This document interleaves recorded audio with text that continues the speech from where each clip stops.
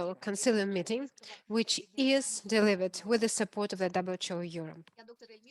My name is Dr. Elmira Gurbanova. I'm the coordinator of the Virtual Medical Consilium. Our webinar is delivered in Russian and in English.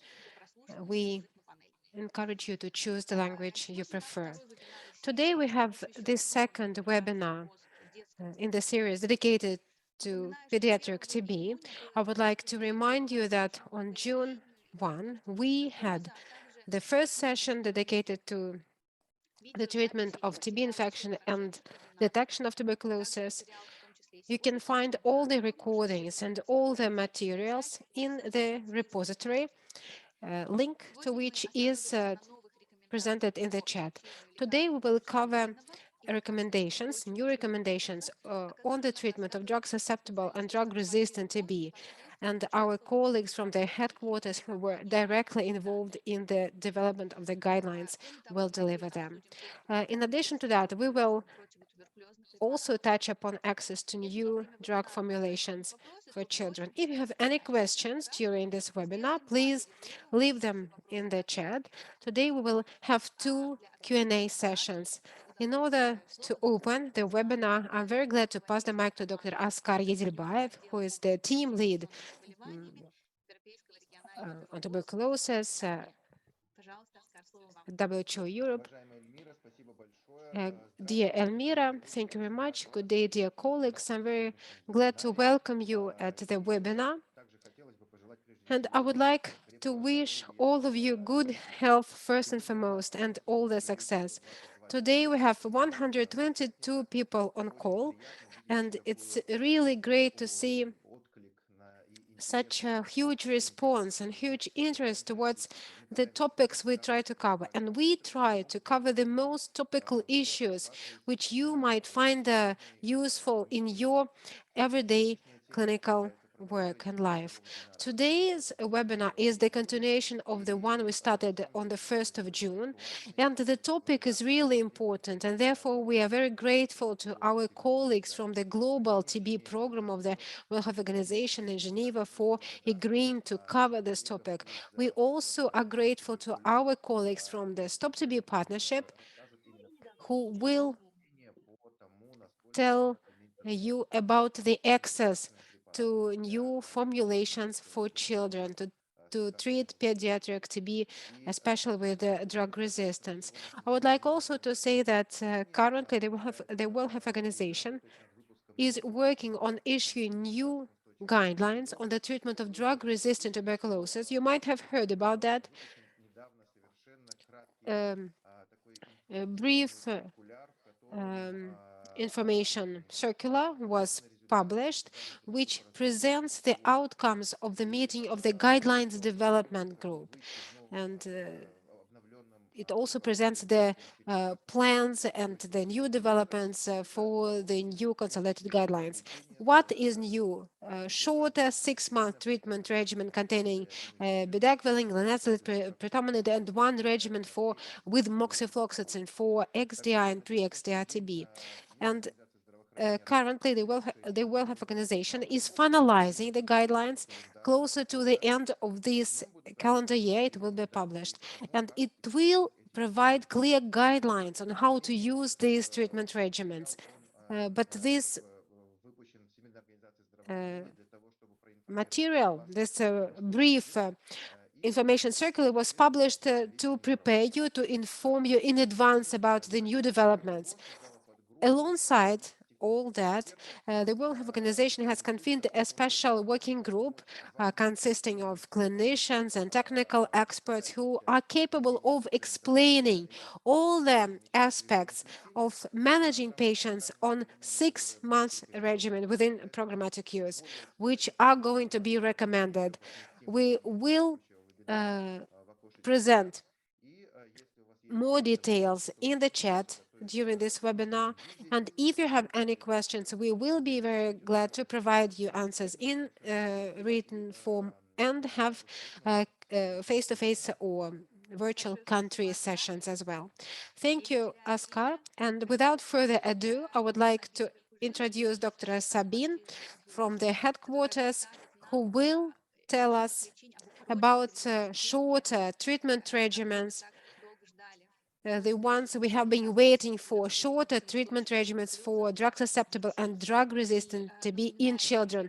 And for those of you who have just joined us, we will have 2 pauses or short breaks for questions and answers. Please leave your questions in the chat and alongside comments. Sabine, please, the floor is yours. Thank you very much for that very nice introduction, and thanks very much for the invitation. And as Askar and Elmira have already said, this webinar is the second session, and we'll be talking mainly about treatment today. So treatment of, I'm just trying to put my slides in full screen mode. Yes, there we go. So we will be talking about treatment of drug-susceptible and drug-resistant TB, and I'm really presenting today on behalf of Kerry Viney, Annemieke Brands, who presented last time, and Tiziana Massini as well. And our colleague Fuad Mirzayev from the treatment team at headquarters at WHO has also joined. So if there's any specific questions about drug-resistant TB, also based on the rapid communication, then he may be able to help answer. So this session really focuses on treatment, drug-susceptible pulmonary and extrapulmonary TB, drug-resistant pulmonary and extrapulmonary TB, and also some slides on adherence and management of interruption, and really with a focus on children and adolescents as discussed. So I'll go through the new recommendations included in the new guidelines and the operational handbook on the management of TB in children and adolescents. And the first recommendation related to treatment of TB is on shortening the duration of treatment for children and adolescents between 3 months and 16 years with non-severe TB. Of course, it's important to define non-severe TB, and that is defined as per the definition in the SHINE trial on which this recommendation is based, which includes peripheral lymph node TB, intrathoracic lymph node TB without airway obstruction, uncomplicated TB pleural effusion, or paucibacillary non-cavitary disease confined to one lobe of the lungs and without a miliary pattern. And children with more severe forms of TB should receive the standard 6-month treatment regimen or the recommended treatment for severe forms of extrapulmonary TB, and we will have a look at those later on. So as I said, this recommendation was informed by the SHINE trial, which was a multi-center, open-label, parallel group, non-inferiority, randomized controlled trial comparing 4 months versus the standard 6 months treatment in children between 3 months and 16 years of age who had symptomatic but non-severe TB. And the trial found that 4 months of treatment was non-inferior to 6 months of treatment in these groups. And the non-inferiority was consistent across all analyses. So that's a strong recommendation in the guidelines, and in the operational handbook, we provide further practical guidance on how to assess disease severity. And as indicated, the definition is listed here. And this is then applied to different settings with varying access to diagnostic tools. And the rationale behind this is that really lack of access to these tools, including chest X-ray, should not be a barrier for children to access shorter treatment regimens. And so in settings with access to both chest X-ray and bacteriological testing, non-severe TB is based on the chest X-ray features as mentioned, and also on expert results that are negative, trace, low, or very low. So the trace obviously applies to expert ultra. And then the child should also have mild symptoms that do not require hospitalization. Then in settings without access to chest X-ray, the assessment is based on expert results and presence of mild symptoms. Then, of course, there may be settings without access to either chest X-ray or bacteriological testing. And the assessment is then based on isolated peripheral lymph node TB without involvement of other extrapulmonary sites. And then, of course, again, mild symptoms, not requiring hospitalization. And these mild symptoms are defined in the handbook, and there should not be danger or high priority signs. There should not be asymmetrical and persistent wheezing. There should not be signs of extrapulmonary TB other than peripheral lymph node TB, and the child should also not have severe acute malnutrition, respiratory distress, high fever, severe pallor, restlessness, irritability, or lethargy. So those are the clinical signs that can help determine what to do. So for assessing severity, it's important to have access to chest X-ray. If that's available, it's a very useful tool to help determine whether the child has severe or non-severe TB. And these images are from an atlas that has recently been published by the Union, which is a diagnostic chest X-ray atlas for pediatric pulmonary TB. And a guide really to interpret and to diagnose pediatric TB. And that's the second edition, which was updated this year and launched around World TB Day. So these are sort of images that show the difference between non-severe and severe disease. So basically you can see here that on the non-severe side, that includes uncomplicated lymph node disease. And you can see that can be lymph node, hilar or mediastinal lymph nodes with a small lesion in the lungs, or just isolated lymph nodes. Also a primary focus or GON focus is also part of non-severe TB, and a simple pleural effusion as well. On the severe side, it's more complicated lymph node TB, and these images really try to show what these features are. So you can see narrowing of the major airways, as well as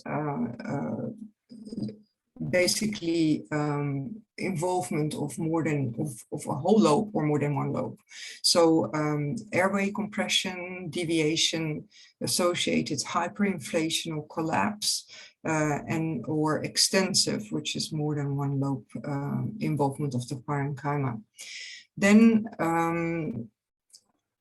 some more examples. So non-severe TB would be opacities in less than one lobe, whereas severe TB would be opacities that involve a whole lobe or multiple lobes. And other non-severe features include interstitial pneumonia, whereas all disease that has cavities is labeled as severe. The next slide is having some further examples. So perihilar infiltrates would fit under non-severe TB, whereas expansile pneumonia, miliary TB, or TB bronchopneumonia would fit under severe forms of pulmonary TB. So on the next slide, and I'm not sure if we can have some responses in the chat, and I'm not sure if I can see them when I'm sharing the screen, but here are two examples of X-rays, and it may be nice if you could indicate some impressions in the chat of what you think we see here in chest X-ray A and in chest X-ray B. I'm going to try and see if I can see the chat, if anyone wants to post any impressions. What do you think about chest X-ray A? What do we see there? Feel free to post something in the chat. Someone says B, so yes, non-severe A. Okay, so there's one taker for non-severe A. Severe B. And unfortunately, I can't read Russian, so... They say that severe forms are on the image B. All right. Okay, great. So that is indeed very much correct. So because in image A, you see, and I'm just trying to see if the animations come up. Yes, so you will see an enlarged paratracheal lymph node on the right-hand side, and also a primary focus, a gone focus at in the middle there. And on X-ray B, these are much more patchy opacities throughout the lungs with cavities in both lungs. And this is really progressive primary disease. So this is indeed, A is non-severe and B is severe disease.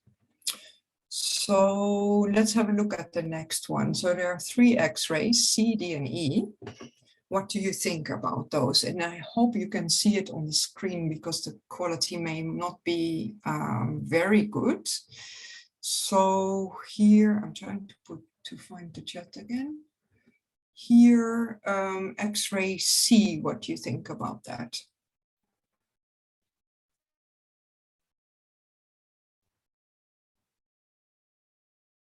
And if you compare that to X-ray D and E.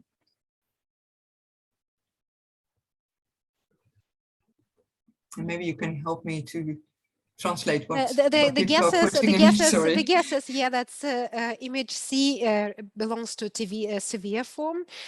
So some say that they are all severe, and C might be with a tumor, and the next person says that C even is more severe compared to C, D, and E. Right. Okay. So let's have a look at that. So on just X-ray C, I'm just trying to get the animation there. Yeah, there you see bilateral enlarged paratracheal and hilar lymph nodes, but there's nothing in the lung fields. So this is still non-severe disease, just isolated intrathoracic lymphadenopathy. Whereas in chest X-ray D, you also see an enlarged lymph node there. But what you see there as well is that the trachea is shifted to the left. And then where the arrows are, there's also narrowing of the left main bronchus, which is caused by an enlarged hilar lymph node that compresses the airway. So this is severe disease number D. And then for E, here you see bilateral airway narrowing caused by an enlarged lymph node as well. And so you can see quite a broad mediastinum there as well. And then what do you think of F and G?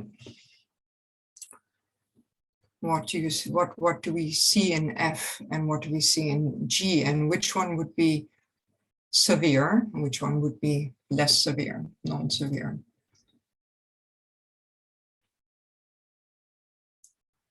Pleurisy in F, yes. Pleural effusion. Is that severe, complicated pleural effusion, or is it a simple one?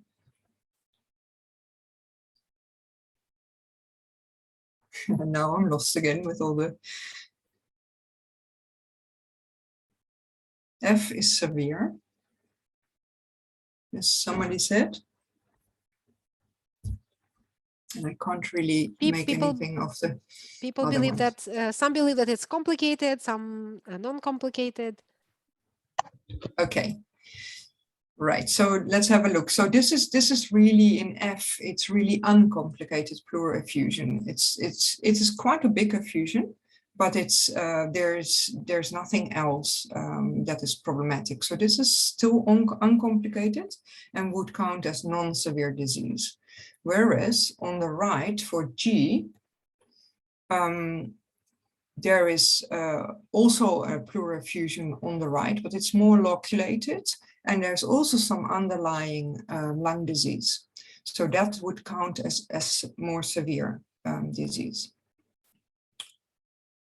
And then here, I don't know if you want to try again. I don't know if the images are big enough to see. You have H, you have an AP view and a lateral view, and the same for I. And then image J is not great. It's very pixelated, but it does show something that is important to note. So let me see if I can find the chat again.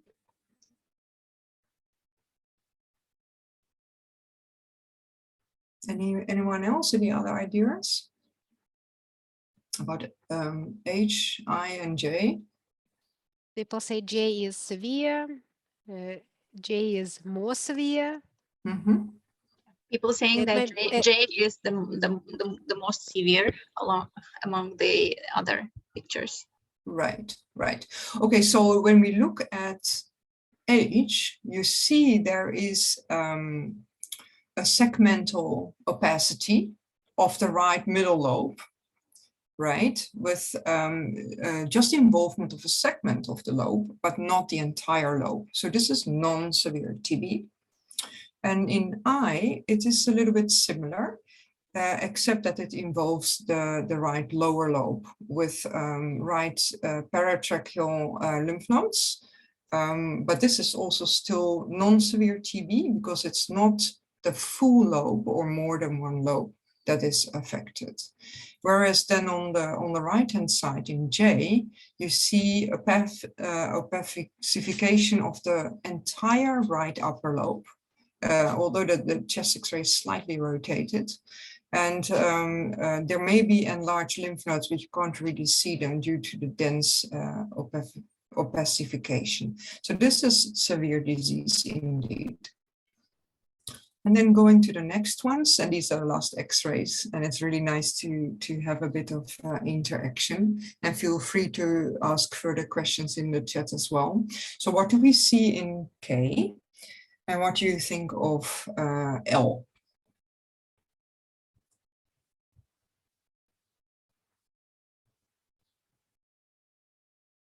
Any takers for what we see in K? If somebody says something about L. L is more severe. While another person is saying that K, that both are severe because of the dissemination.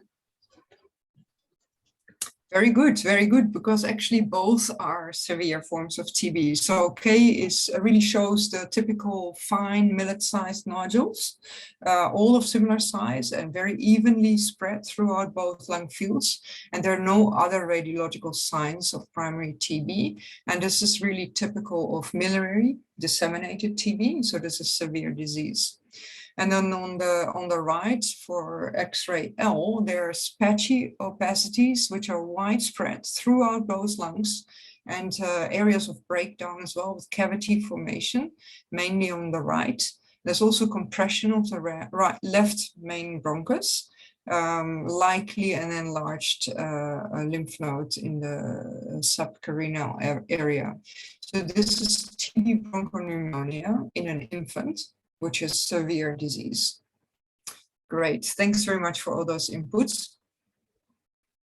So just to move on now and staying on drug-susceptible TB, a new recommendation from the recently released drug-susceptible TB guidelines is on a 4-month regimen for adolescents and adults aged from 12 years with drug-susceptible pulmonary TB.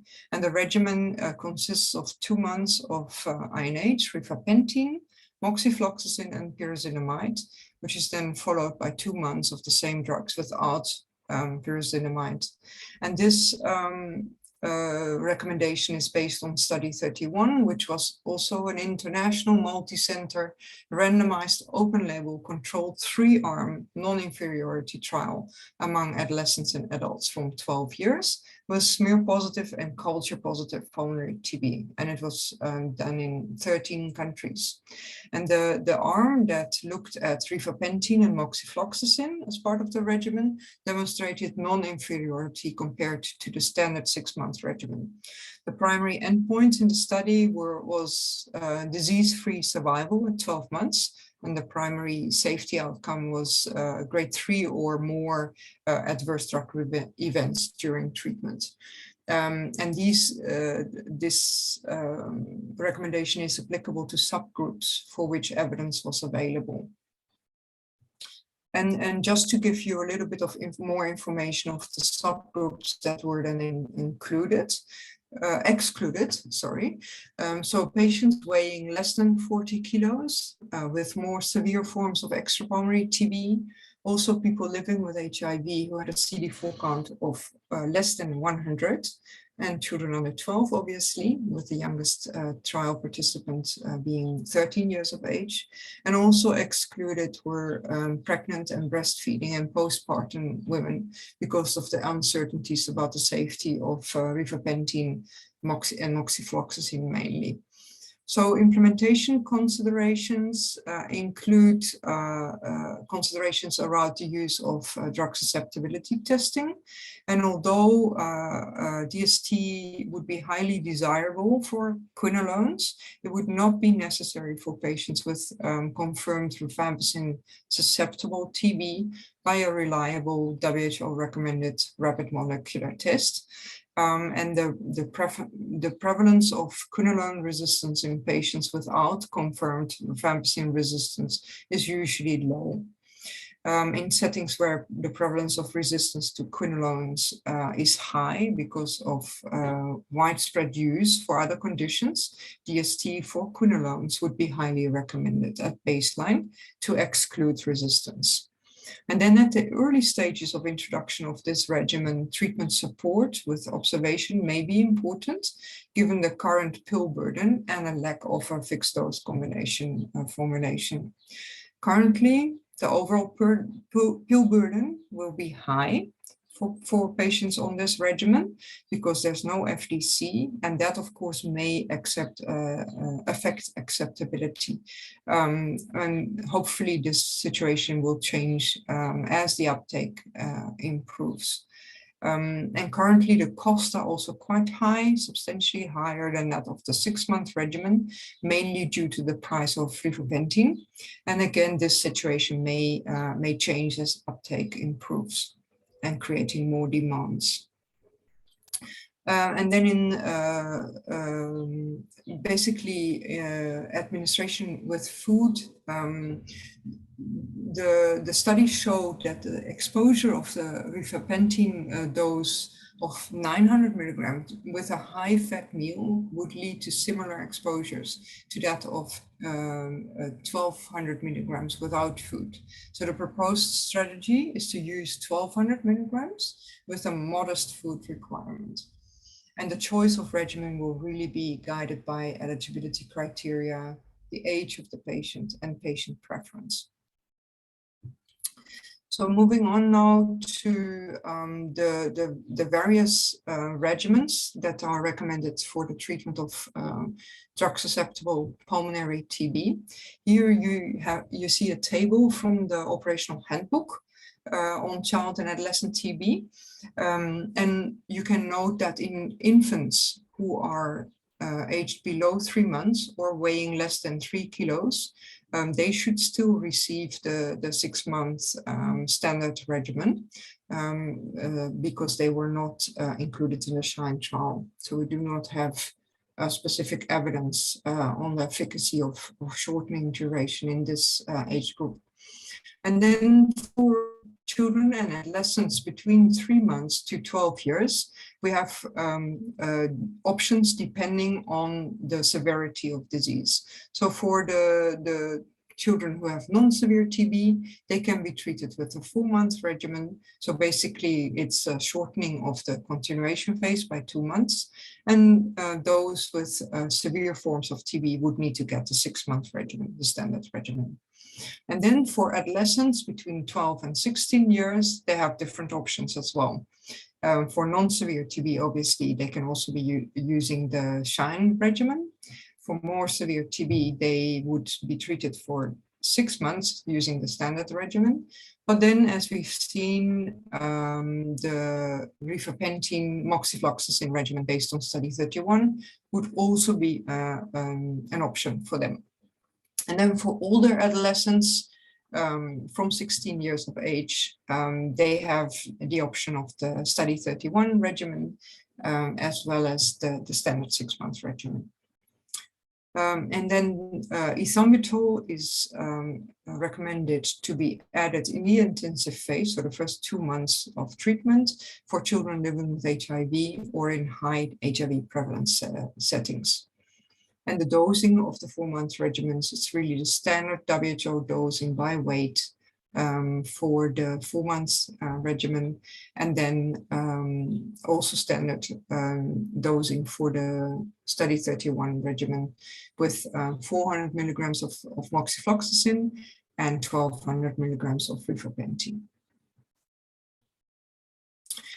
So also just to clarify about the classification of intrathoracic lymphadenopathy, I think in the previous webinar, Annemieke and Kerry touched on that. Just to note that the classification of intrathoracic lymph node TB has been changed to be classified as pulmonary TB in children under 10. And the reasons behind this was that it's better aligned with the pathophysiology, radiological features, and the potential for bacteriological confirmation in respiratory samples. And there was really an opportunity around the development of the new guidance to convene an expert consultation to look into this. Experts advised WHO to classify intrathoracic lymph node TB as pulmonary TB in children under 10, and to consider implementing this for all ages. And this process has been initiated, and hopefully there will be some guidance coming out on that soon. So this is this figure on the right really shows the conceptual framework to demonstrate the pattern of change in TB incidence with age. And it really represents the composite of risk of infection and risk of subsequent disease progression. And the presentation of the various forms of disease is demonstrated by the representative X-ray in the same color. So you'll see the lymph node disease, the blue bars, and then the X-ray in the middle. Disseminated TB, which is more common in young children, the top X-ray, and then adult type of disease, which really starts increasing in frequency from the age of about 10, with a typical X-ray on the bottom there. Then we have a new recommendation as well on the treatment of TB meningitis. The recommendation is on a 6-month intensive regimen, which may be used as an alternative to the 12-month regimen. So an intensive really means that the drugs, all the drugs, 4 drugs, INH, rifampicin, pyrazinamide, and ethionamide are used throughout the 6 months of treatment. And this regimen has been used in South Africa for many years. And it's for children and adolescents with bacteriologically confirmed or clinically diagnosed TB meningitis without any suspicion or evidence of drug resistance.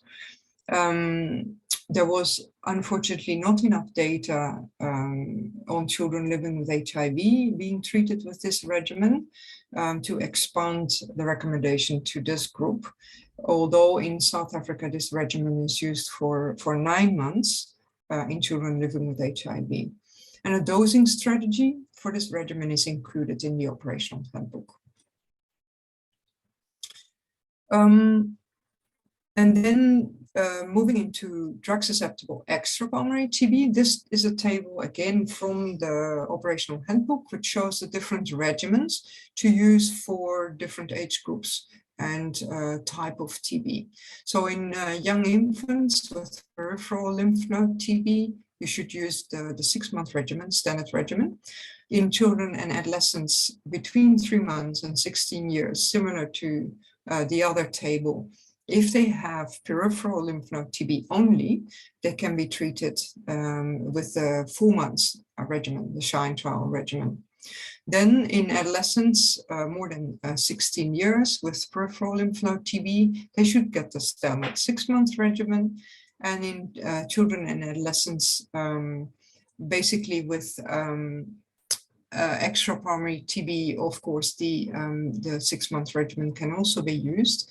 And then for more severe forms of TB, such as TB meningitis, we have the two regimens, one with a strong recommendation and the one with a conditional recommendation for the treatment of TB meningitis. And then for osteoarticular TB, the standard 12-month regimen is recommended still. And then just to give you a little bit of information on the use of antiretroviral treatment in children and adolescents with TB, in terms of the timing of ART, that should be in line with the consolidated HIV guidelines that were published in July last year. The timing should be as soon as possible within 2 weeks of initiating TB treatment. And there should be a delay by 4 to 8 weeks for children and adolescents with TB meningitis. And for TB meningitis, it's important to consider steroids as adjuvant therapy.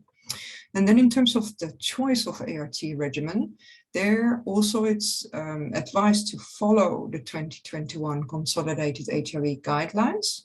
And then there is a table that is shown on this slide with the preferred and alternative first-line ART regimens for children and adolescents who are on TB treatment. And the color coding in this table is as follows. In green, you see regimens, ART regimens that do not need any adjustment with TB treatment. In blue, there are regimens that need dose adjustment with TB treatment. And you can see that especially is relevant for raltegravir and dolutegravir. And then in red, those are regimens that would need to be changed. So that would include regimens that include nevirapine, also TAF, and what was the other one? No, basically only nevirapine and TAF. So there's more detail included in the operational handbook in chapter 7, which is on special situations, and that includes a section 7.1 on management of children and adolescents with HIV, who are living with HIV, and implications for TB treatment, as well as for TB preventive treatment. So I think I'm going to stop here for a bit to see if there's any questions in the chat that should be answered before we move into the next part, which is really on drug-resistant TB. Спасибо большое, Sabine. Пока... Thank you very much, Sabine. For now, we do not have any unanswered questions in the chat. One question was already answered. Dear colleagues, should you have any questions, or if you need any additional clarifications, please feel free to write your questions in chat or raise your hands, and we'll give you a chance to ask your questions. All you need to do is turn your mic on. We see one raised hand. Dmitro, please. I want to ask you about, it's very difficult to listen, translate, and answer. Okay, I want to ask you about if a child have several TB, and we give that first line of drugs, 3 drugs and 4 drugs, and we can add for that child drugs from second line, from example, fluocinolones or not in intensive phase of treatment. That's a very good question. So if it is a child with drug-susceptible TB and there's no suspicion of drug-resistant TB, so there's no history of contact with a source case or a person with drug-resistant TB, and the child maybe has had an expert and expert shows rifampicin susceptibility, then that child should really be treated with first-line treatment. And if there's any problem during the course of treatment, say the child is not gaining enough weight, is not making enough clinical progress, then we should never add a second-line drug to a first-line regimen. So never add a drug to a failing regimen is one of the sort of standard rules that we need to apply. So if you would have a child like that and the child is not doing well and you suspect that maybe there is drug resistance, then that child would need to be evaluated as such. And of course, if you do diagnose the child with drug resistance, then he needs to be switched to a full second-line regimen. I hope that answers the question. Thank you for answer, and I want to ask the second question. Because some children haven't bacterial excretion. If we will have some, for example, TB intrathorax lymphatical nodes, and we cannot take any, I mean about any examination to find mycobacteria in the sputum or bronchial lavage. It's in the recommendation, it will be necessary to do CT for that children to put diagnosis of tuberculosis. Yeah, so as we've seen in the previous session on diagnostic approaches, of course it's difficult to confirm a diagnosis especially in young children, and that is also the reason why there is a recommendation on the use of integrated treatment decision algorithms, which really combine various approaches to the diagnosis of TB in children, and that's really applicable to children under 10, looking at history of contact, for example, and also use of molecular tests, but also having an approach to scoring signs and symptoms, as well as chest X-ray features. And that scoring system may help to make a decision to start a child like that on TB treatment. So a clinical diagnosis is important in children because it's often not possible to confirm because many young children have paucibacillary TB, which means that they don't cough up a lot of bacilli, so it's not detectable even with the most sensitive diagnostic test that we have available, even in if you do a gastric aspirate or you do a stool test. So of course, and I think we discussed a little bit last time as well, if you have a CT scan available, it is possible to do it, and it may help you to come to a decision whether a child needs treatment or not. There's no WHO recommendation on the use of CT scan, and really in principle looking at molecular tests on various specimens and chest X-ray should be sufficient, especially in settings with limited resources. And some clinicians may like to do a CT scan, and it may help, but then still it's not a confirmation as such of the diagnosis. I don't know if my other colleagues want to add here as well. Can we use the EBUS in for that case to confirmation of diagnosis of tuberculosis? Sorry, can you repeat that? Can we use EBUS system to confirmation? I'm not exact. Can someone put that in the chat? EBUS, Ultrasound. it means endobronchial ultrasonic bronchoscopy. Okay, all right. Well, again, I mean, that may be a diagnostic tool that is available in some settings. Again, we don't have a WHO recommendation on it, and it is still, you know, an radiographic diagnosis then, which is still not a confirmed diagnosis, because basically the confirmation of the diagnosis depends on a bacteriological test. So if, again, similar to CT scan, if it is readily available. Samples from the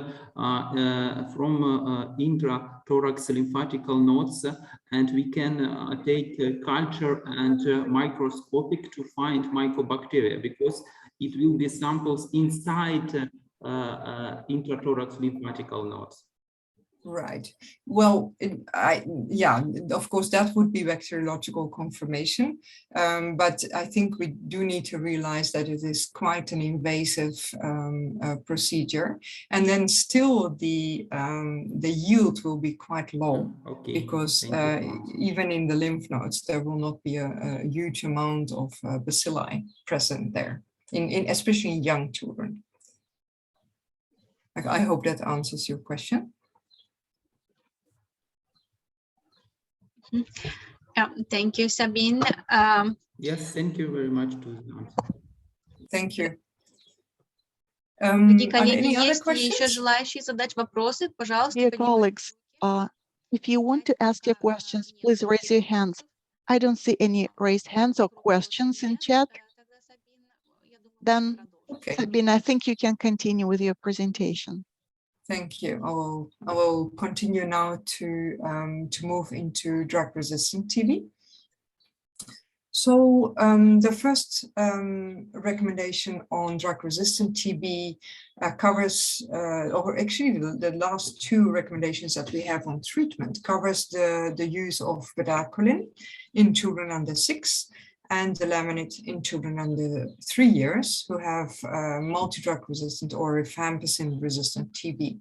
So both medicines are now recommended in children of all ages, and these are both conditional recommendations based on very low certainty evidence.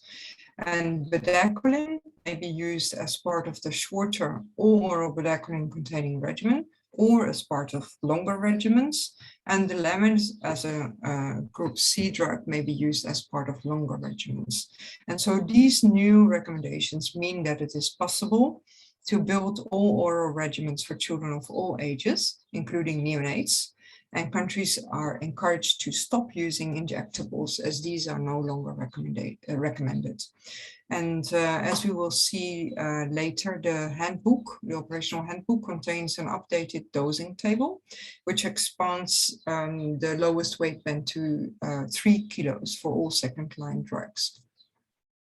Just a little bit more on bedaquiline, just to show the recommendations that existed before we looked at evidence on the use of bedaquiline in children under 6. So this recommendation applies and complements these other recommendations, which is on the shorter all-oral bedaquiline-containing regimen, and also on the recommendation on longer regimens for patients aged above 18, obviously, but also the one that expanded that to 6 to 17 years of age. And of course, bedaquiline is a group A drug, so a very important component of the regimens. And then for the laminate, again, this recommendation on expanding the age group that it can be used into all ages complements the current WHO recommendation on longer regimens. And the laminate is a group C drug, and maybe quite an important drug for children with limited other options. And just to give you a short update on the rapid communication that was published by our colleagues from the treatment team on drug-resistant TB in May this year. So that rapid communication includes the 6 months BPAL-M regimen. So that consists of bedaquiline, pretominate, linezolid, and moxifloxacin, which may be used programmatically in adolescents and adults from 15 years of age. And if the patient is quinolone resistant, you would leave the moxifloxacin component out. And then there's also a new recommendation around the use of the 9 months all oral bedaquiline containing regimens, which are now preferred over longer, more than 18 months regimens in adults and children with MDR or rifampicin resistant TB. So this moves the previous recommendation, which was conditional,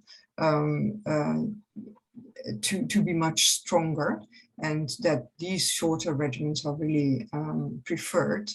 And then there was evidence reviewed from the South African TB program, so basically individual patient data from South Africa, which used a second shorter regimen where ethiolamide was replaced by linezolid.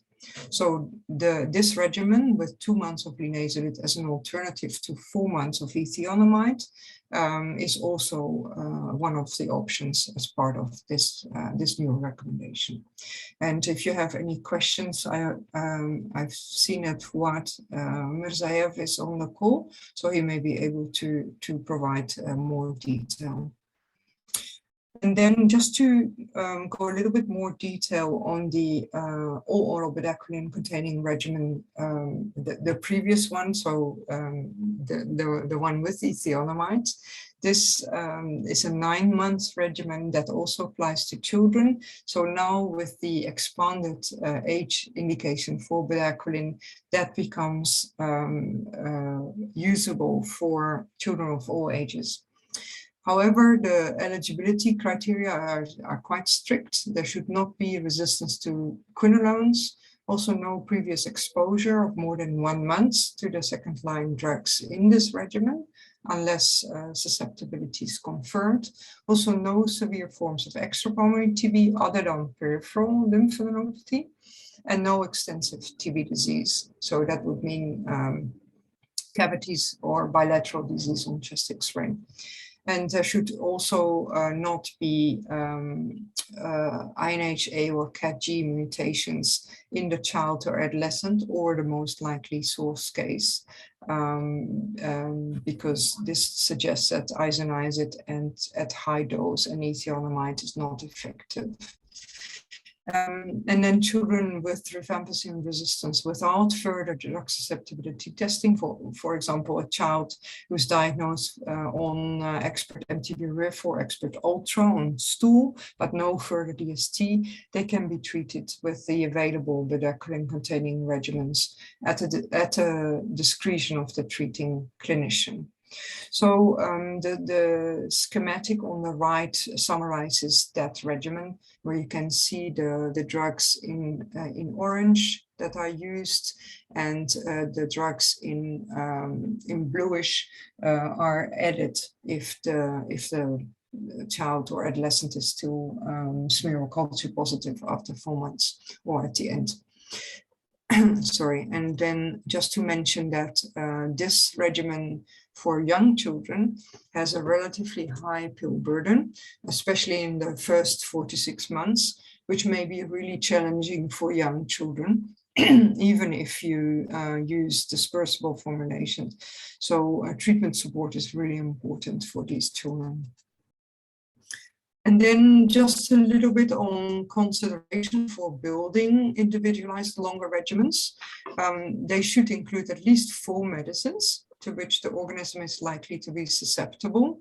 And most medicines will be used for the full duration of treatment, but some may be used for shorter periods, such as bedaquiline for 6 months, generally recommended, or linezolid, which is often used for shorter durations because of its potential for severe adverse effects.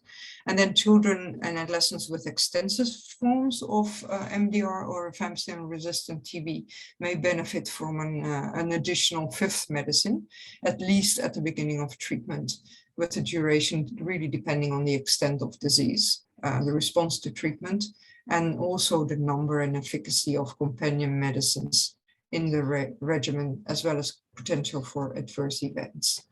And then, of course, like in adults, group A and B medicines should be prioritized. Sorry.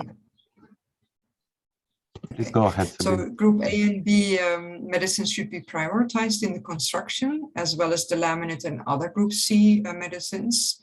And then in children of all ages, as we've seen, bedaquiline should be is recommended to be included as part of these regimens. And the recommended standard duration of treatment with bedaquiline is 6 months. Extension of the period beyond 6 months may be considered if the child or adolescent doesn't have any other options. For example, those with quinolone resistance or who are intolerant to linezolid. And that should always be done in consultation with a pediatric drug-resistant TB expert and with strict baseline and follow-up monitoring. Then linezolid is a group A drug, but has been frequently associated with frequent hematological toxicity, depending on the dose and duration. Its use for the full duration of treatment may improve efficacy of the regimen, but adverse events may limit the use to the first few months. If there are few options available, like for TB meningitis caused by MDR or rifampicin-resistant strain, or for MDR with additional quinolone resistance, but linezolid susceptibility, it can be continued for longer durations, as long as adverse effects allow. Then the laminate is an option to add, especially if the child has suspected or confirmed quinolone resistance or severe disease which need a fifth medicine. The recommended standard duration is 6 months as well, and data on the use beyond 6 months has not been assessed by WHO.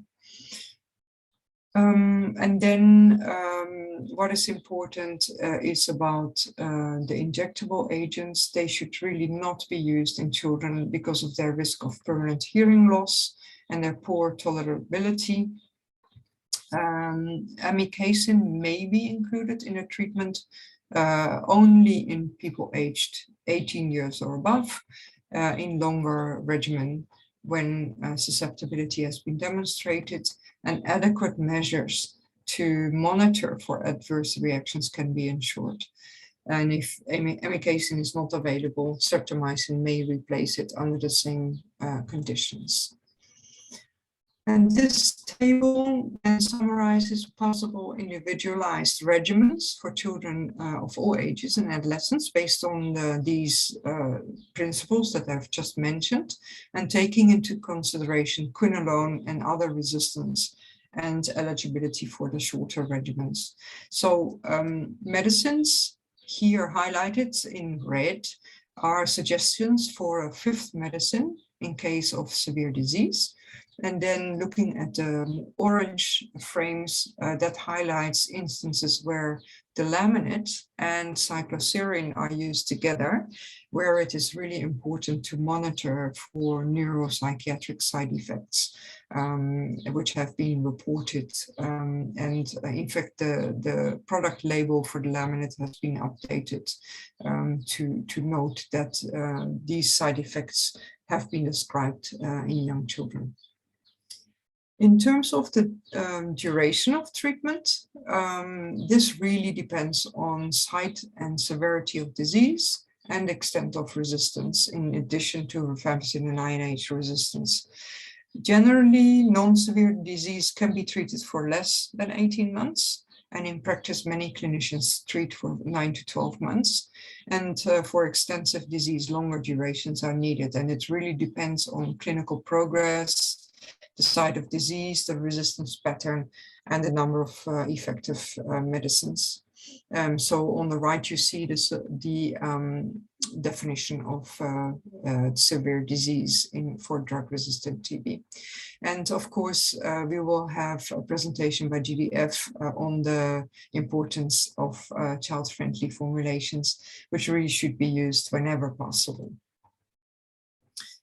For drug-resistant TB meningitis, of course, children with this form of TB are not eligible for short regimens, and the treatment should be guided by the ability of the medicines to cross the blood-brain barrier and the resulting cerebrospinal fluid concentrations, if they are known, and that is highlighted in the table on the right.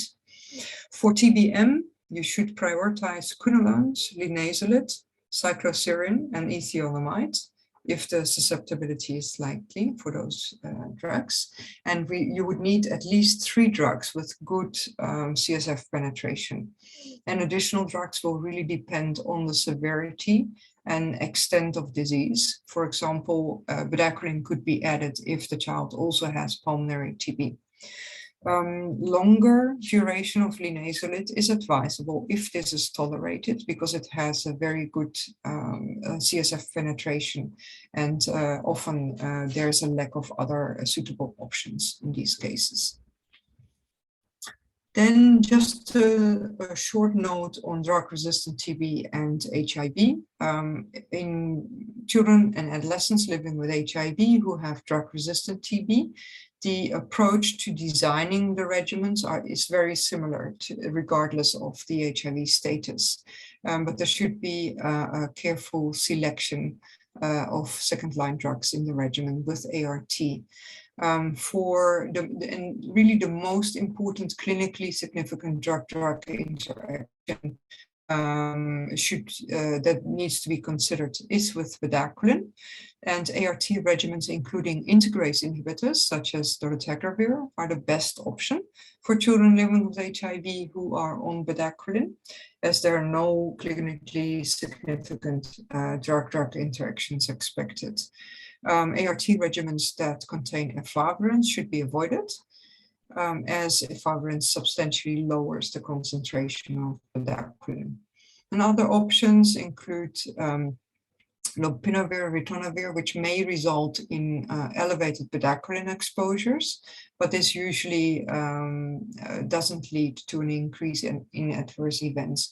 And so this can be considered with careful monitoring. For nevirapine, this is not ideal because of the reduced efficacy of nevirapine containing ART regimens. And then triple nucleoside reverse transcriptase inhibitor regimen is not recommended routinely if there are other options, especially if the viral load is high, as the regimen has reduced potency. So then just to let you know that we have a dosing table. This is actually for drug-susceptible TB, dosing table for children up to 25 kilos using the child-friendly fixed dose combinations, if they are available. And for older children and adolescents above 25 kilos using the adult FTCs. And then there's also a table on the right, which has the doses for the study 31 regimen for the ages 12 and above. Then there's also a dosing table for the new TB meningitis regimen.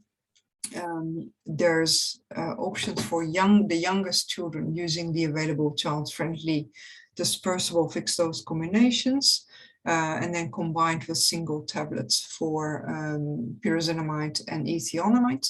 And for children weighing more than 25 kilos, adult formulations can also be used.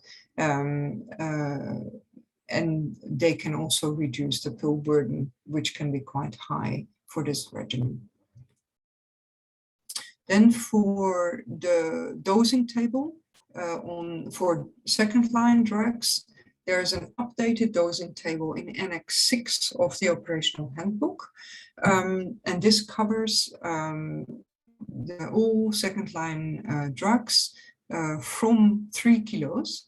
And it's an updated version from the dosing table covering ages up to 15 years, which was included in the 2020 operational handbook on drug-resistant TB treatment.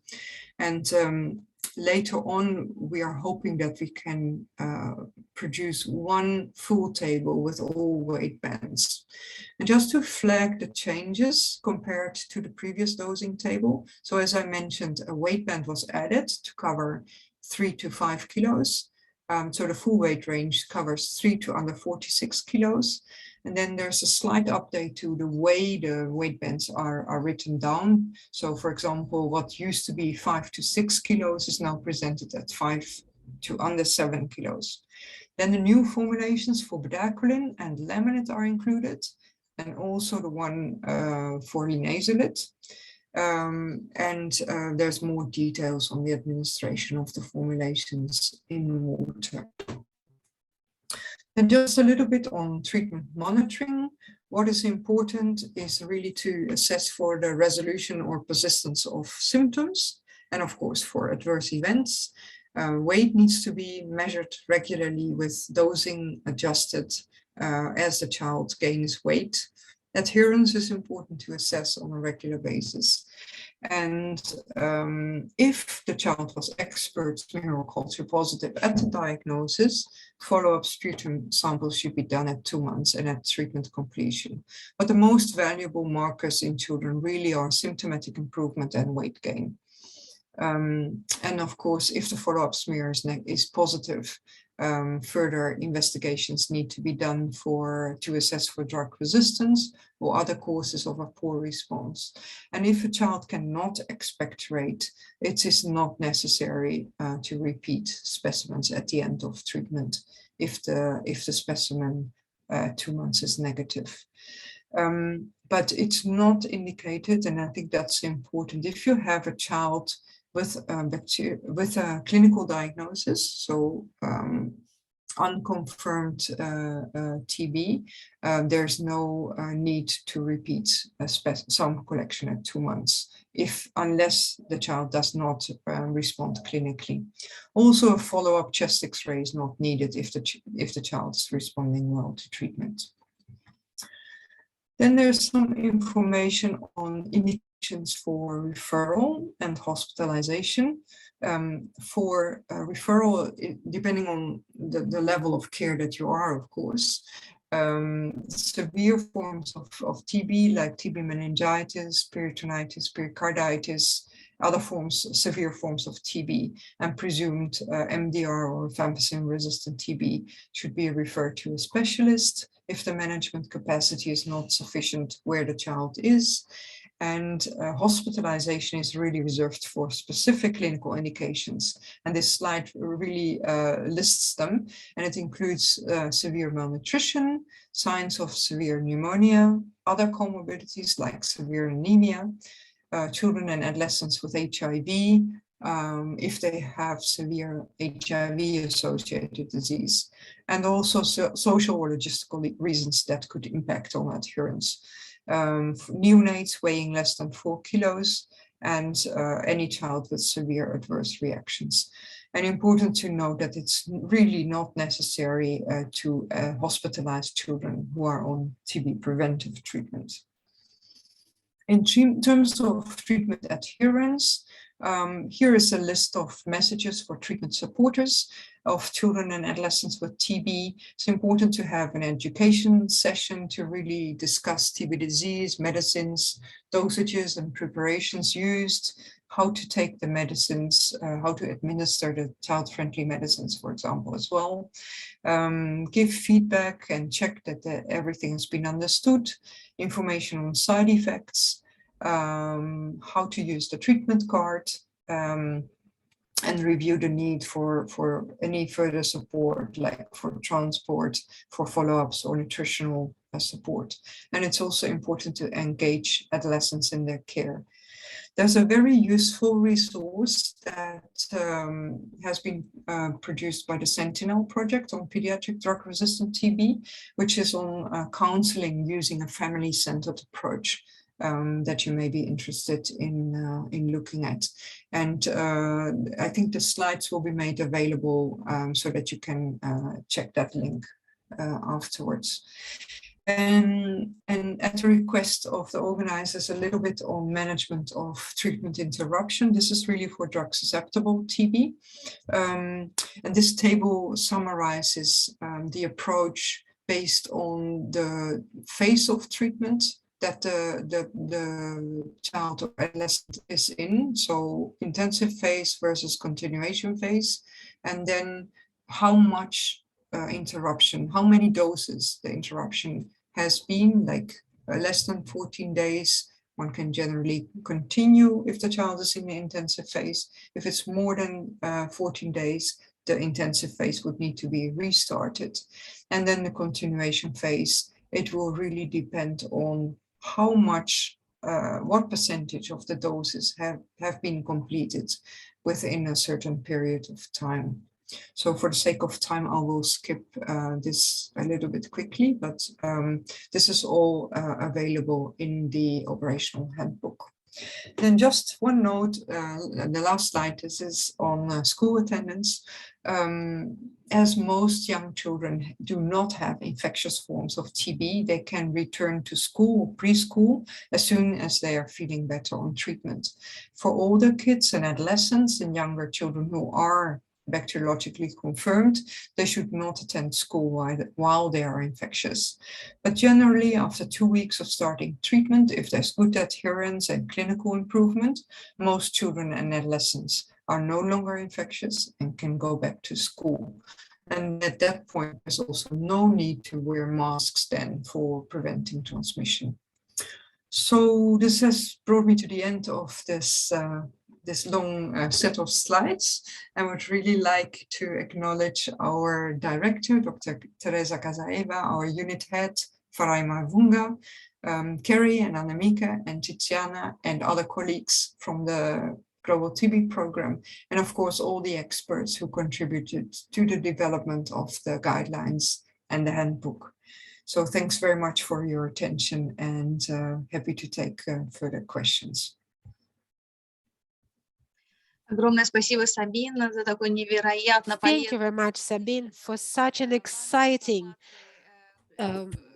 presentation, rich in important information. This presentation can be downloaded both in English and in Russian. Following the link, we have a hand raise. Angelika Kalonich raised it long ago, but given the shortage of time, I must pass the floor to our next speaker. But if we have some time left, we will give the floor to you. But meanwhile, I would like to invite you to put your question in the chat. At that, please let me pass the mic to dear Mavlyuda GDF, Stop TB Partnership. Thank you very much for joining us today. The floor is yours.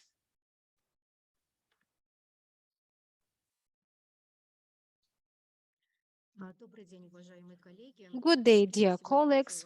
First and foremost, I would like to thank you for this opportunity to talk today at this event and present Stop TB partnership and its GDF mechanism. And first and foremost, I would like to touch upon the most recent update on anti-TB drugs and pediatric formulations.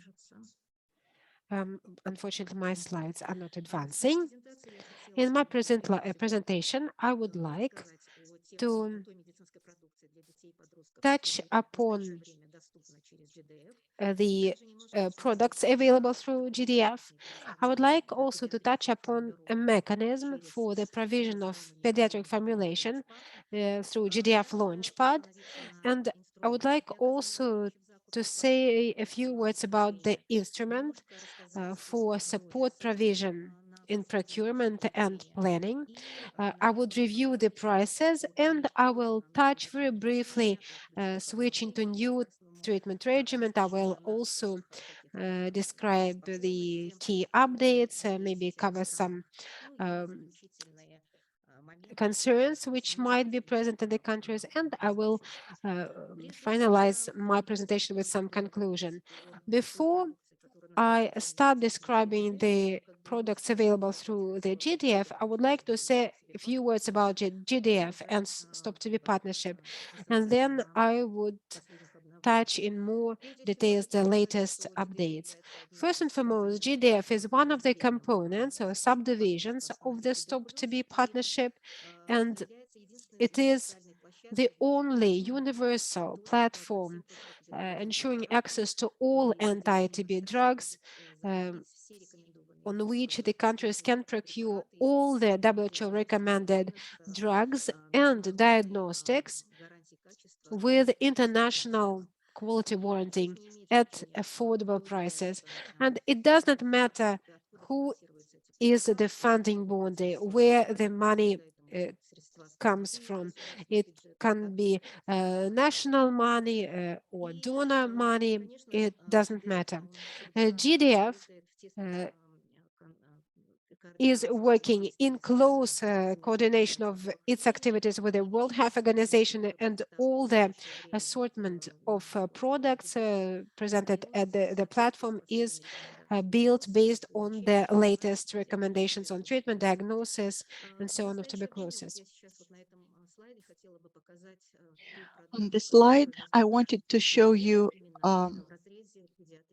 the variety of drugs available in GDF when it comes to pediatric formulations and the tools for the diagnosis of tuberculosis in children. As you know, according to the latest WHO recommendations, GeneXpert Ultra is recommended as the primary diagnostic test for tuberculosis, and it is recommended for the use of 6 and 10 color modules. This is the first diagnostic test that is recommended and available through GDF. This is mTB Reef Ultra cartridges with the warranty package and some supplementary tools. We also expanded the list of biological media that could be used for these tests.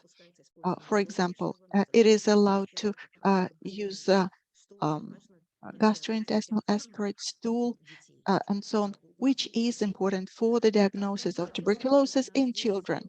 Also, I would like to say some additional words about GeneXperts and inform you on the fact that GeneXpert and antiTB will be replaced by Expert ImTB Ultra. Expert 6 color systems at the end of June of 2022 will be excluded from the use. However, for a while, countries will continue receiving the parts. Also, for the diagnosis of tuberculosis in children, GDF offers reagents for IgG tests. And if we are to talk about the drugs, I would like to say that all drugs for treatment of drug-susceptible and drug-resistant tuberculosis in children, all pediatric formulations are available in GDF platform. Of course, these are 3 and 2 KFDs, first-line drugs.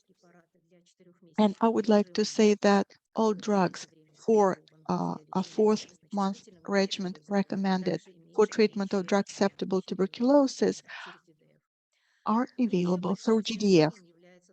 A great achievement is that starting with 2018, GDF has been working a lot in order to expand access of the countries to the drugs used for treatment of drug-resistant tuberculosis. And in June of 2022, a week ago, we included linezolid in our catalog, linezolid 150 milligrams. We also added delamanid and bedaquiline and the rest of the drugs that were used for treatment of drug-resistant tuberculosis. Now we can proudly say that all drugs needed for treatment of children with drug resistance are available through GDF. And at the end of my slide here, you can see that it is very important to ensure access to pediatric formulations. But of course, it is also very important to detect pediatric cases. We noticed that because of COVID-19, detection of pediatric cases went down significantly. Now I would like to say some words about the drugs recommended for preventive treatment. Rifampicin 150 is included into our catalog. This is the Sanofi monodrug, and we also included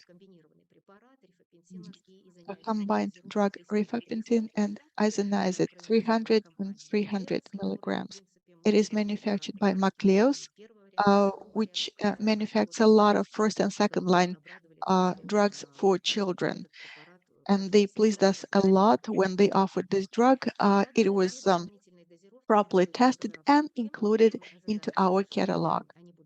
Two additional dosages are in the process of development, and they will be included in the GDF catalog in July of 2022. This is the second drug, rifampicin isoniazid 300 and 300 milligrams, and rifampicin 300 milligrams. What is important about these drugs? Both of them have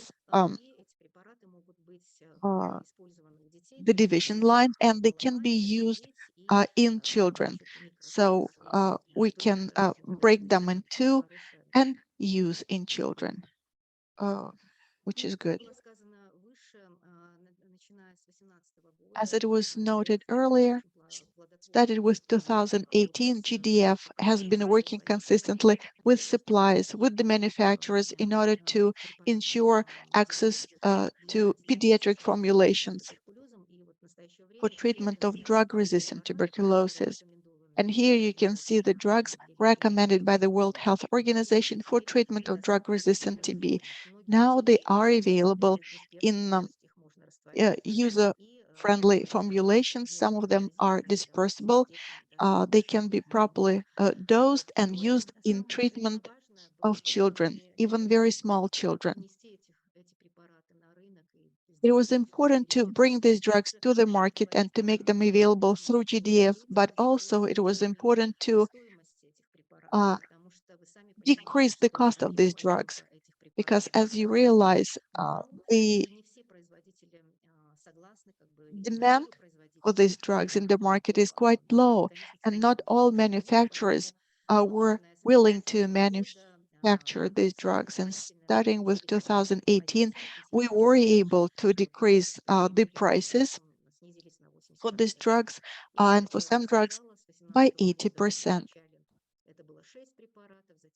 In 2018, we had 6 drugs, then we added clofazimine and isoniazid in 2019, then in 2020, bedaquiline.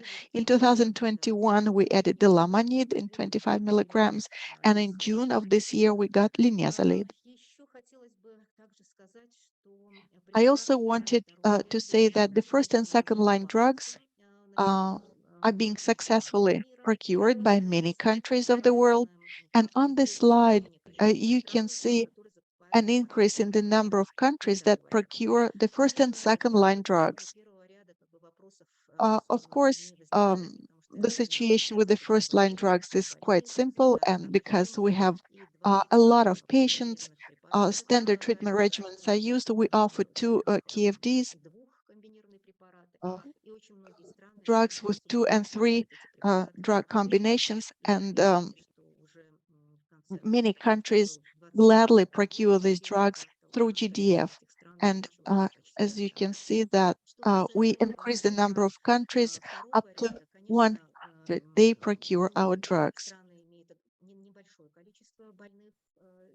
There is quite a group of countries with a small group of children under treatment. Quite often, they apply individualized treatment regimens, and countries plan to procure drugs in small amounts. And of course, if not for an opportunity to buy the drugs through GDF, that would account a lot of problems. Starting with 2018, the number of countries which started procurement of these drugs is increasing. Many countries buy delamanid and bedaquiline successfully.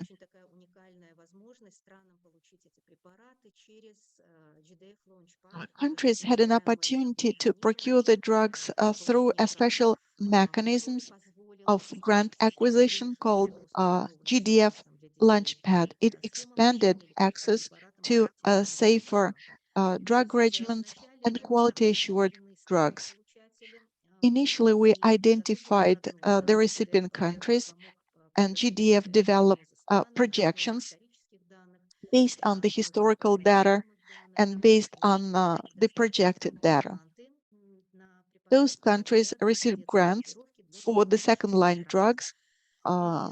Those were pediatric formulations. 56 countries received those grants. The GDF coordinated country requests with the plans of the manufacturers, because as you know, the manufacturers did not produce these drugs in big amounts, and their life shelf is not very long compared to the drugs designed for adults.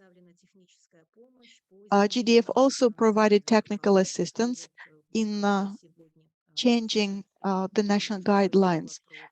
Sabine has mentioned the Sentinel project, and I will tell you more about it in a while. KNCV also provided its support. Because of this initiative, pediatric drugs were provided to the countries for treatment of more than 2,500 children during 2020-2022. This initiative became possible because of the financial support of the government of Japan and USA.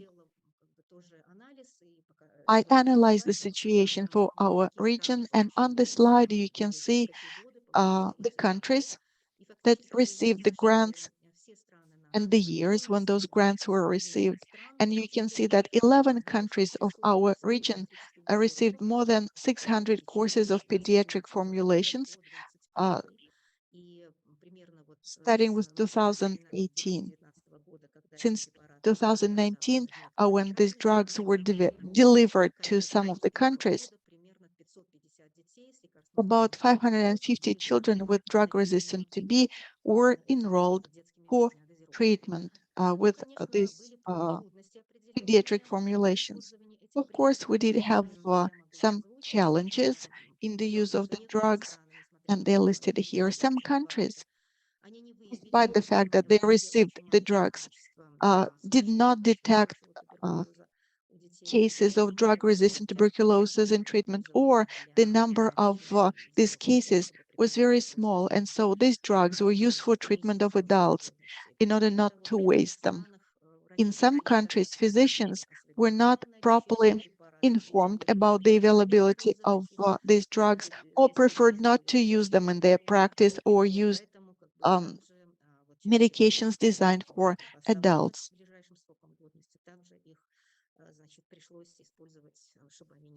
And so these drugs were used for treatment of adults.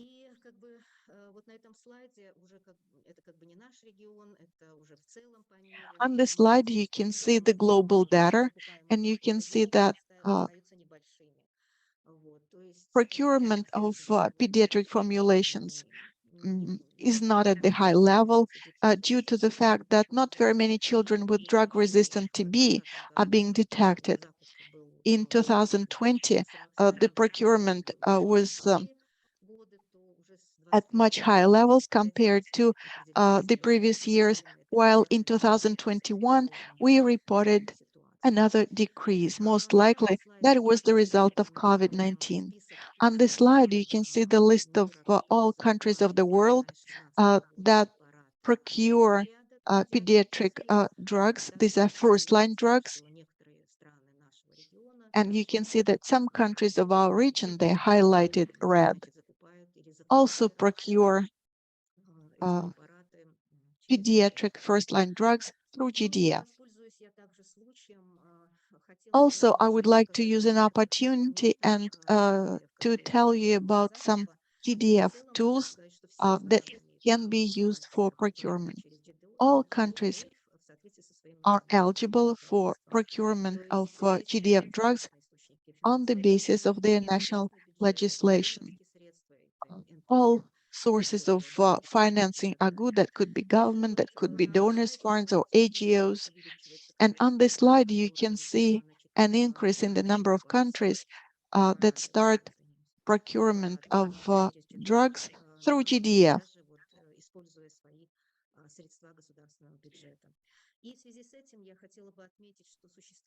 Some of them use the governmental funds for them. We offer a new online form for procurement requests. Some countries have been using it for the past 2 years. This is a very simple form with a very easy to use interface. It can allow tracking the procurement process. It is the type of stock which is stored at the level of GDF, and it helps to shorten the turnaround time. And it also ensures some flexibility in fulfilling the orders. And flexible fund usually use for the countries which are not capable to allocate 100% advance payment. So therefore, we have this fund to cover the needs, and then the countries will transfer the rest of the money. The GDFs provides a comprehensive technical assistance package, either through its regional advisors or through so-called PSM consultants. In this slide, I would like to draw your attention to such tools which support procurement or supply planning, which are accessible following the links. And these instruments are really useful to organize and manage procurement and supply at the country level. The first tool, category and product level procurement and delivery planning guide. This document contains important things. For example, it gives you estimated time spans for placing orders. The COVID-19 pandemic has significantly affected the situation, especially the cargo delivery via air and ships, and it gives you some guidance on when to place orders. We have some peculiarities applicable to first-line drugs and second-line drugs.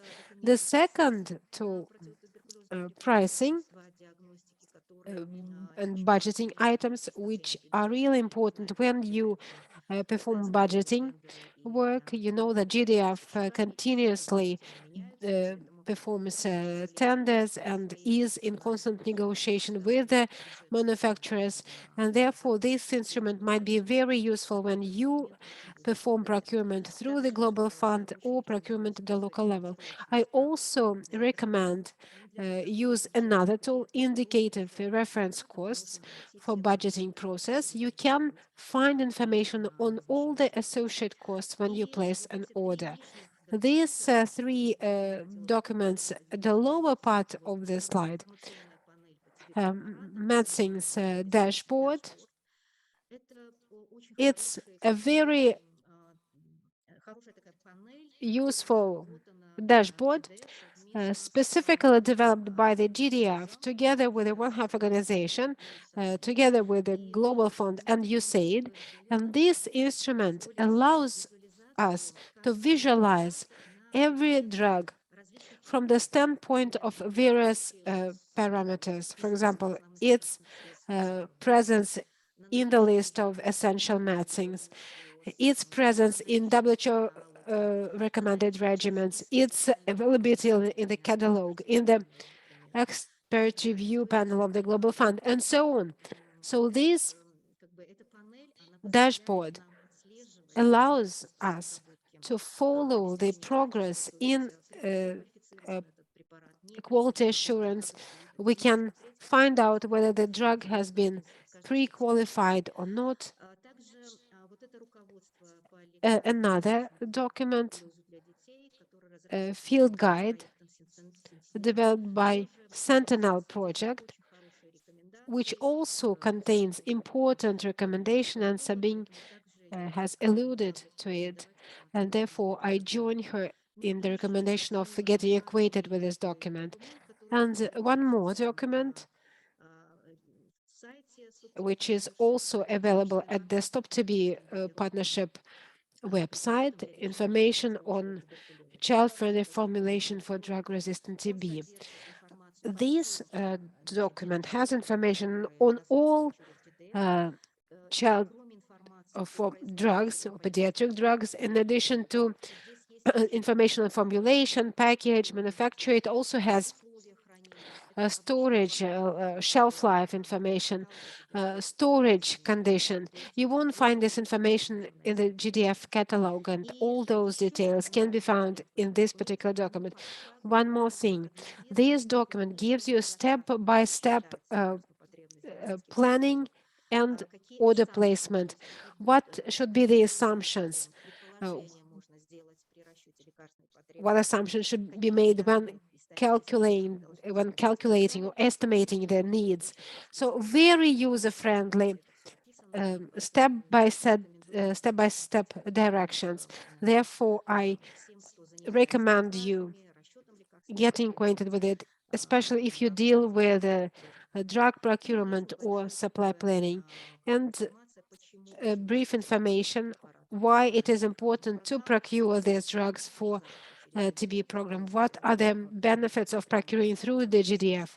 It explains in details the reasons, the causes, why it is simpler to procure drugs through the GDF platforms, limited number of manufacturers, small volumes of procurement, the need for pooled procurement. All these together will allow the countries and national TB programs to understand why is it important to work through the GDF. And here I would like to give you some estimation of the price of regimens which can be procured through the GDF. It's a bit old. In June, we had a tender and the prices have slightly changed, but I was told that the price will either get a bit lower or will remain unchanged. GDF extensively works on to keep prices lower and lower, working together with the manufacturers.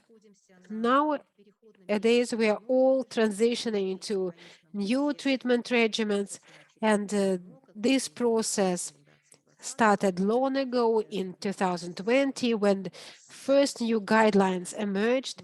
We started with switching to all oral treatment regimens, and here in the chart you can see the support provided by the GDF for the introduction of new WHO recommended treatment regimens in 53 countries.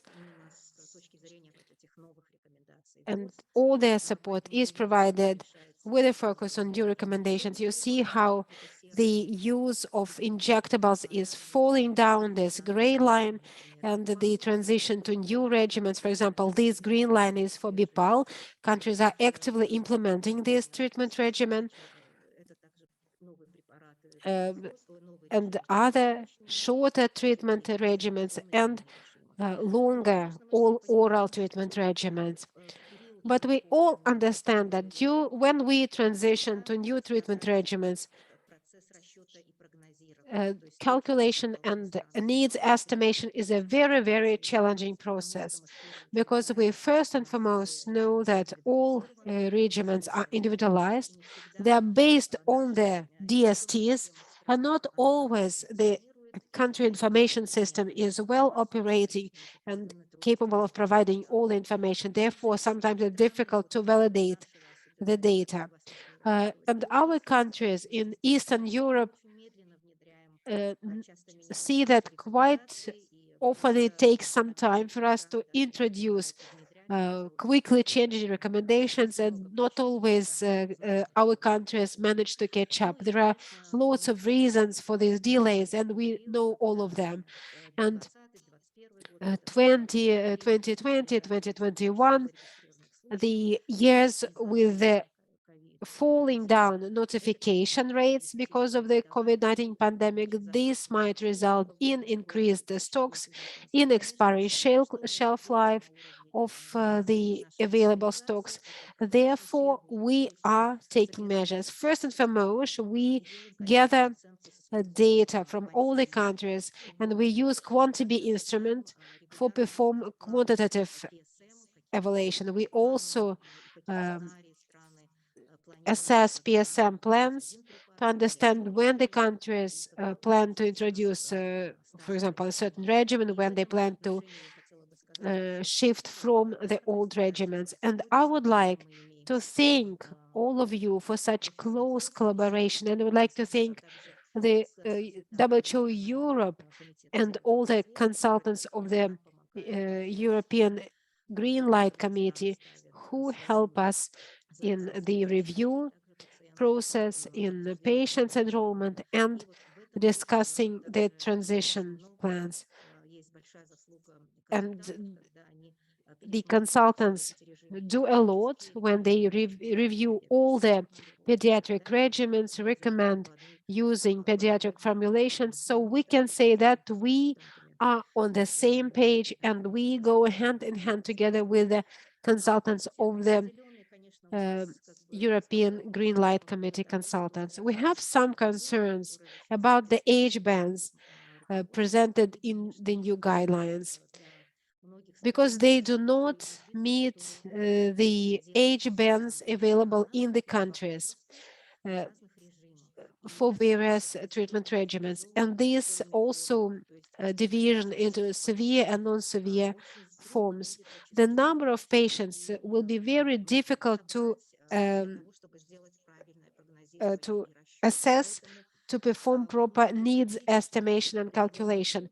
Therefore, we foresee some difficulties, and therefore we invite all the countries to gather more granulated data for us to be able to analyze them and use them effectively for forecasting and needs assessment.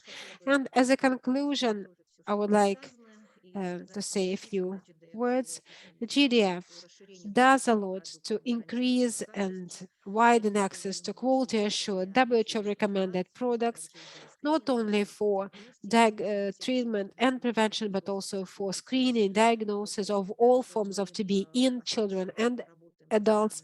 We also work together with the priority countries, Вот. И также 53 countries globally, and GDF also works a lot with new providers to build new priorities in the market, to make the product available for the countries as quickly as possible. There are many challenges, but nevertheless, despite all of them, we try to make them available for the countries as quickly as we can. The 4-month shorter treatment regimen for the treatment of drug-susceptible TB is fully, or all the component drugs are available through the GDF.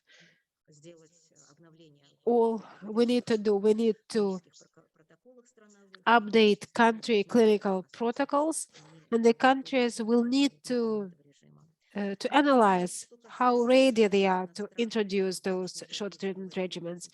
Speaking about Central Asian and Eastern European countries, the analysis has revealed that we need to use a pediatric drug formulation, especially combination drugs with fixed dosaging wider. We need to improve case detection rate. We perhaps need to provide some clinical support in managing of pediatric TB cases. And from the side of GDF, we need to ensure reliable procurement mechanisms so that the drugs are available and are used rationally by our national TB programs. And I would like also to focus your attention on another thing. Our organization is providing technical support through Sentinel project in management of drug-resistant TB in children.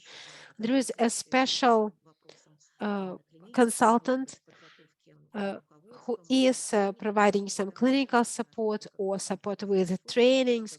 The scope is really wide.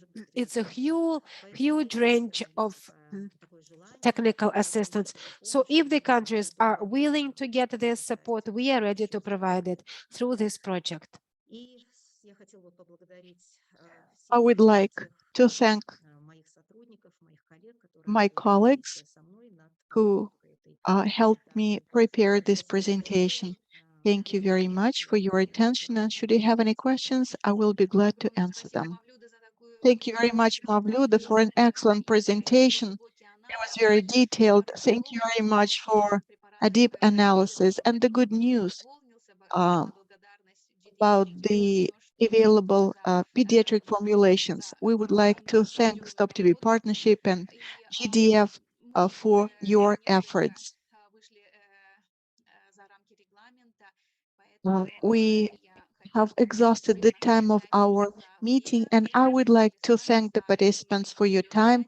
Thank you for active discussions in chat. I hope all questions were answered. Now, I would like to give the floor to Askar Yedilbayev for the closing remarks. Thank you very much, dear colleagues, dear participants. I would like to thank all the speakers for excellent presentations. They covered very topical issues. With this webinar, we close the topic of treatment of drug-resistant tuberculosis in children and adolescents. During these webinars, we spoke about diagnosis, treatment, and preventive treatment, as well as about very important elements and tools needed for diagnosis and the drugs needed for treatment.